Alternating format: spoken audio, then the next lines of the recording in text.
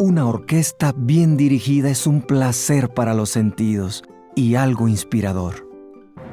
Todos los integrantes se ciñen a las notas escritas y al tema musical seleccionado. Así es un estudio de la atalaya o un estudio bíblico de la congregación bien dirigido. Todos los participantes se ciñen a la información impresa y al tema elegido para la lección. Esto redunda en una iluminación espiritual placentera e inspira a todos a aplicarse personalmente lo aprendido. Observen que cada músico tiene un instrumento que produce su propio sonido particular. Sin embargo, todos se tocan en armonía con la partitura escrita. ¿Y el director? Él no tiene un instrumento que produzca sonido. Más bien, el instrumento que tiene en la mano le sirve para dirigir a los músicos y para sacar lo mejor de la orquesta. A veces en un ensayo tal vez sea necesario que haga algunos comentarios orales. Si, por ejemplo, las notas escritas y el tema musical no se interpretan según la intención del compositor. Lo mismo pasa con quien dirige el estudio de la atalaya o el estudio bíblico de la congregación.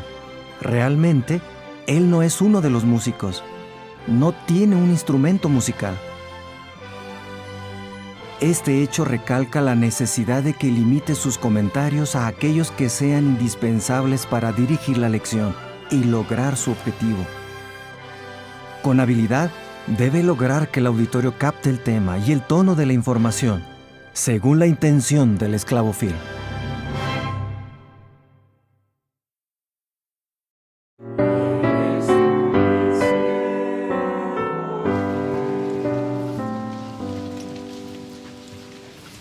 Qué bueno que todos han traído su ejemplar de la atalaya del 15 de abril de 2014. Nuestro artículo comienza en la página 3. Se titula Imitemos la fe de Moisés. Como vemos, el texto temático es Hebreos 11:24. Por fe, Moisés, ya crecido, rehusó ser llamado hijo de la hija de Faraón. ¿Cómo podemos imitar la fe de Moisés? Hermano Fluido, ¿podría leernos los párrafos 1 y 2? También, le pediremos al hermano Fluido que nos lea el texto que dice lea cuando llegue a esa parte del párrafo. Así que pueden tener la Biblia abierta en Hebreos 11, versículos 24 al 26. Hermano Fluido.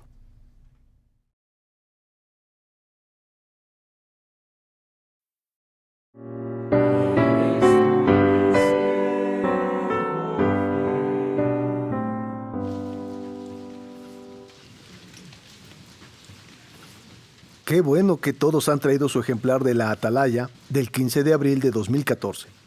Nuestro artículo comienza en la página 3 y se titula Imitemos la fe de Moisés.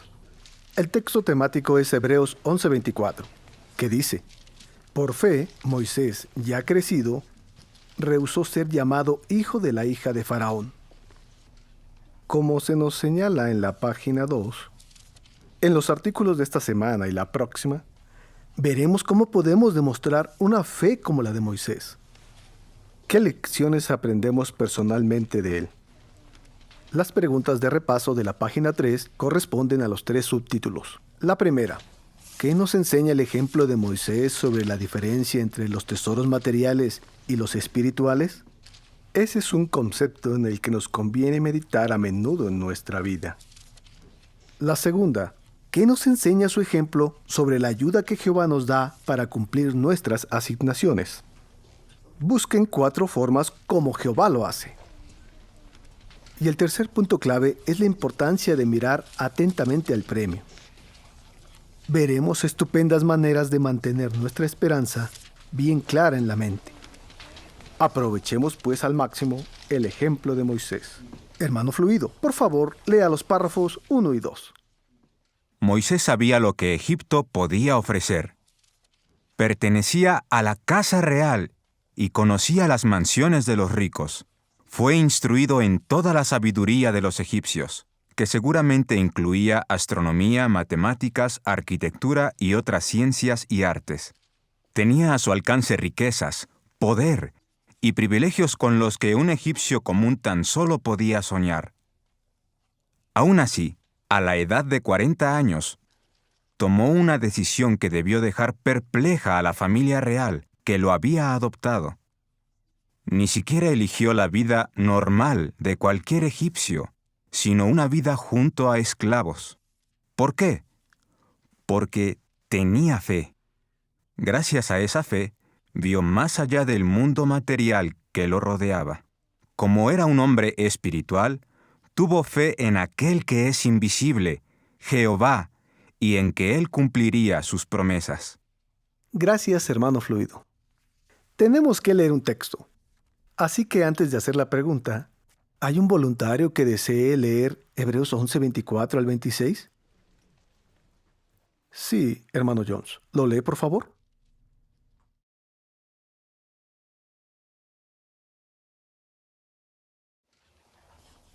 Gracias. La parte A de la pregunta dice, ¿qué decisión tomó Moisés a los 40 años?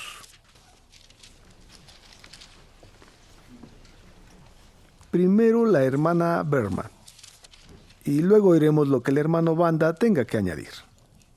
Aunque era considerado parte de la familia real y fue educado en las artes, la astronomía, las matemáticas y otros varios campos de la ciencia, Moisés decidió dejar todo atrás.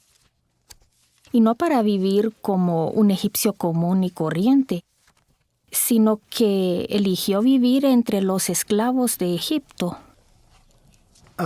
Gracias, hermana Berman. Y hermano Banda, ¿qué puede agregar? Como dijo la hermana Berman, Moisés era como un príncipe de Egipto y recibió la mejor educación, pero le dio la espalda a todo y decidió sumarse a las filas de los esclavos hebreos de Egipto. Gracias a los dos. Al final de la pregunta A se hace referencia a la lámina en la parte superior. ¿Reconocen a alguien? Sí, hermano Allen.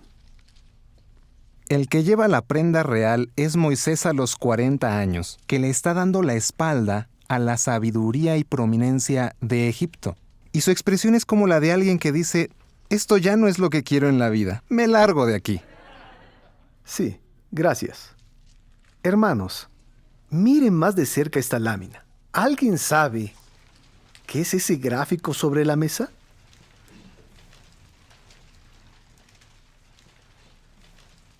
Bueno, es un mapa procedente de la tumba de Senenmut, de la 18ª dinastía.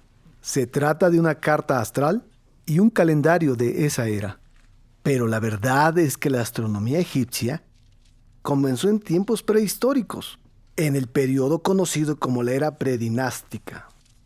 Y es asombroso que para cuando empezó el periodo dinástico o histórico, alrededor del tercer milenio antes de nuestra era, el año de 365 días del calendario egipcio ya estaba en uso. Y la observación de las estrellas era importante para determinar la época de las inundaciones anuales del río Nilo, que se ve ahí en el fondo. Y no quiero extenderme mucho, pero si miran ese relieve antiguo, detrás del otro egipcio de la lámina, notarán que el cuerpo arqueado de la mujer está lleno de estrellas. Y eso también representa otra teoría astral de los egipcios. Ya saben, nuestro amigo Google tiene mucho más sobre el tema para todos los apasionados de la historia.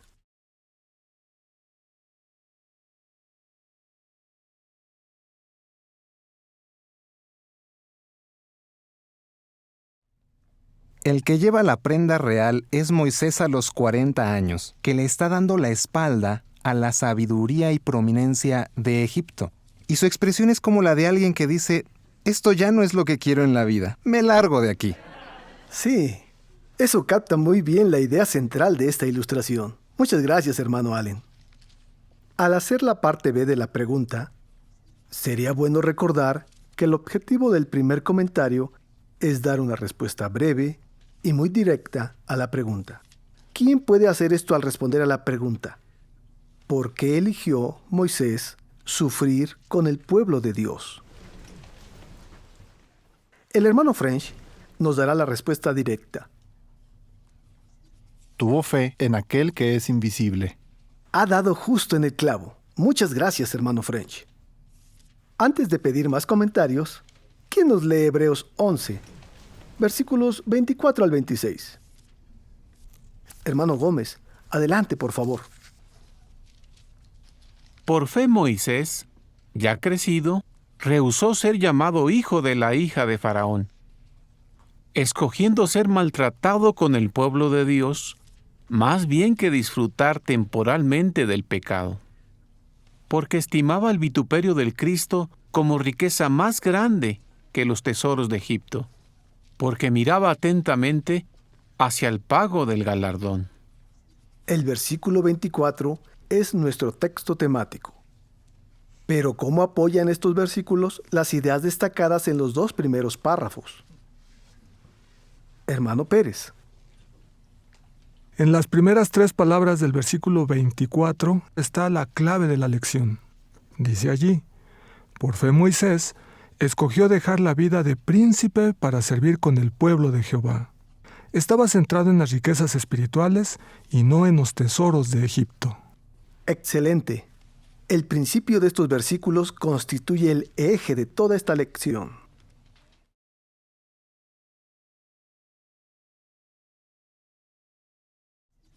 La pregunta B de los párrafos 15 y 16. ¿De qué bendiciones anhela disfrutar bajo el reino? Hermano Allen, por favor. Cuando pienso en mi vida en el paraíso, me encantaría pasar tiempo con el apóstol Tadeo para saber cómo era su personalidad. Creo que eso no será posible, hermano Allen. Verá, Tadeo murió después de Jesús, así que estará en el cielo. Lo siento mucho.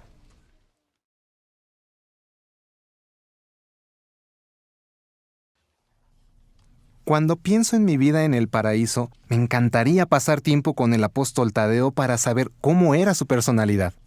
Notarán que en el párrafo las palabras nuestra vida están en cursiva. Así que gracias, hermano Allen, por aplicar esto a su vida en el paraíso. ¿Quisiera alguien comentar sobre un personaje de las escrituras hebreas con quien le gustaría hablar?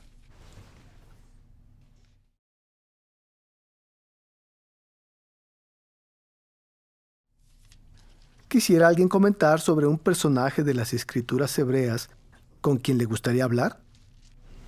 Sí, hermano Rodríguez.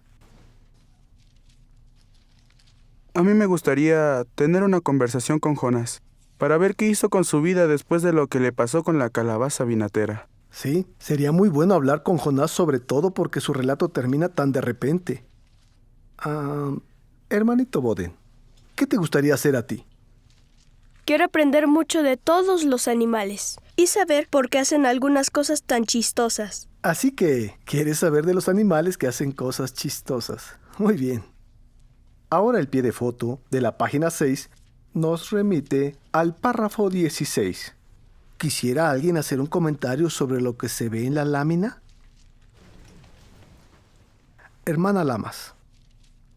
El niño está leyendo mi libro de historias bíblicas, lección 33. Y se puede ver la expectación en su cara al imaginarse que está con un Moisés joven en el nuevo mundo, oyéndole contar cómo fue ver partirse las aguas del Mar Rojo para poder cruzar tranquilamente por tierra seca.